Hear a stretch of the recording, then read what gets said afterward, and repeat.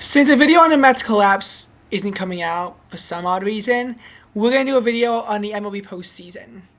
Technically, I could wait until Sunday to do this, but with how crazy the weather's going to be, I'm going to be focused on that for a while. Plus, because of the weather, I might be leaving very early, so I might not have enough time to even get the video out. So we're going to do it now, even though it's a bit weird, but there is a beautiful symmetry as to what's going on. And I'll sort of show you what I mean by that. Looking at the playoffs, um, looking at the playoffs, two teams are set in the LCS, and two of them are duking it out in a game 5. So far the Yankees beat the Red Sox just to lose to the Blue Jays. Blue Jays are in the ALCS. We also had the Dodgers beat the Reds and then go into Philadelphia and take down the Phillies. Cubs, Brewers, and Mariners, Tigers are both going to Game 5. Tigers had to beat the Guardians, while the Cubs beat the Padres in their series. Looking at the earlier series, the wild card series in the American League, in both cases, they both wound up going to 3 games. In this one, it was weird because the Red Sox actually won the first game 3-1, but then the Yankees won the next 2 games to secure the series. In the National League, the Dodgers made light work of the Reds. The Reds have actually not won a playoff game going back to the 2010-12 NLDS. And the last time the Reds won a playoff series was in 1995. When you look at the Reds, they really were a team that, and we can look at their record, they were 83-79. They didn't deserve it. They were below 500 in September. Now, I know that my video on the Mets collapse never wound up coming out because Screencastify was being really annoying, and I have other priorities, so it's not going to be coming out. But they only got in because the Mets were so bad down the stretch.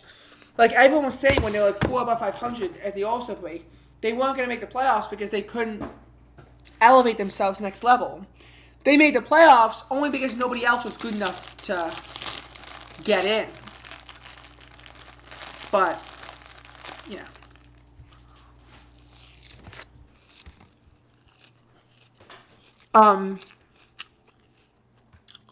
Cubs Padres did go to 3 games though. And they were all low scoring, close games. Now in the ALDS, Yankees Blue Jays, the first 2 games, bloodbaths. The Blue Jays slaughtered the Yankees both times. In Game 3, Blue Jays had a 6-1 lead.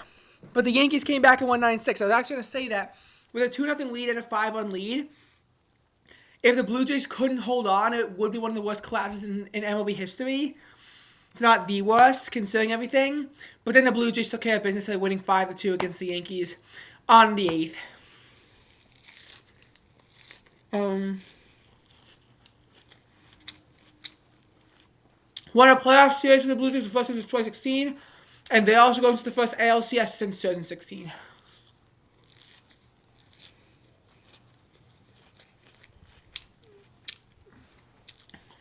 As the other decided series, the Phillies took the early lead in Game 1, blew it. Game 2, we're making a late comeback. Had a tying run on second with no one out. You bunted the run over to third, but they got out at third. And the Dodgers escaped with a win.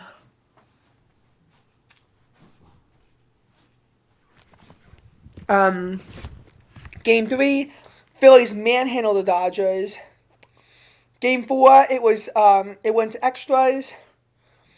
Pitcher Ryan Kirkering made a throwing error to home plate. 2 outs, which is stupid. And the Dodgers won the game. and thus the series. So, in the ALCS, the Blue Jays are the 1 seed, so they're hosting. In the NLCS, we don't know who's hosting. It really comes down to what happens in Brewers Cubs tonight. Because if the Brewers win, then they'll host. If the Cubs win, the Dodgers will host. So it's very interesting to see what's going to happen. We got some big games tonight. Like, normally I just predict what's going to happen after, but because of the weird circumstances of this, like,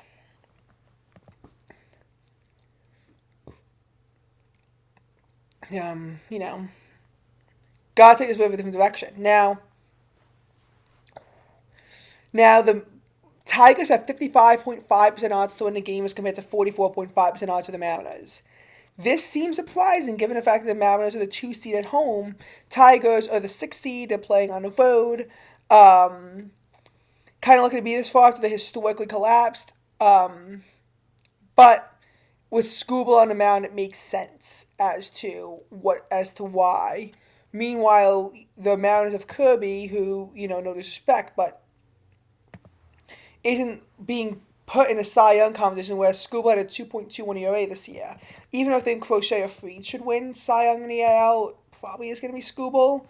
But there is still reason to believe as to why the Mariners can still win this game and why I still think that they will win this game. The Mariners have hit Skubal quite well. He has a 4.59 ERA against the Mariners. In the regular season, Skubal faced the Mariners twice. Both games resulted in L's. In this game, he allowed 3 earned runs in 5 2/3 innings, and in this game, he allowed 4 runs in 5 innings. So, and in the playoffs, 7 innings pitched 2 runs, which isn't actually a totally horrible outing. It corresponds to a 2.57 ERA. Nonetheless, the Tigers lose. You also think that the Seattle pitching is good enough they can stay in the game even if Skubal doesn't implode. But he has a history of choking in ALDS Game 5s. He was pitching perfectly in the playoffs against the Astros and also the Guardians in Game 2 in 2024. Game 5, you have Skubal on the mound, 6 innings pitched but allows 5 runs. On a grand slam by Lane Thomas. So Skubal absolutely cost this team the game there. And in that game, even with a leadoff hit by pitch, the Tigers had 55.6% odds opening up. But the game was out of reach because Skubal imploded. And I really think we could see a similar thing happen here. I really do. October 11th, we have, this is much easier, we have Cubs-Brewers. This game, the Brewers have a 57.8% chance to win the game as compared to a 42.2% chance by the Cubs, even though we don't know what the pitching is going to be like for the series, for this deciding game, even though we don't know yet. It's tough to say because the Cubs actually overcame a 2-0 series deficit, whereas that didn't happen in Mariners-Tigers. So they have a bit of momentum on their side, but now they're going back to Milwaukee. I don't know what's going to happen here. But I'm probably going to say Brewers and Mariners win the series. So if you have Blue Jays-Mariners, I actually think the Mariners win that series. Brewers-Dodgers, I'm also going to take the Brewers. I'm going to play the hot hand there. A Blue Jays-Brewers World Series is probably the best-case scenario for avoiding a lockout, a strike that's going to force a salary cap. It probably is the best-case scenario on that to show that little market teams can win. And I think the Blue Jays will beat the Milwaukee Brewers. Again, I actually opened it up with Cubs-Mariners, but I just don't think that the Cubs are going to be able to take Game 5 on the road in Milwaukee. I was kind of hoping that the series would be over with by now. I kind of had the Cubs winning in 4, but they couldn't steal a game in Milwaukee, and I think that's going to cost them.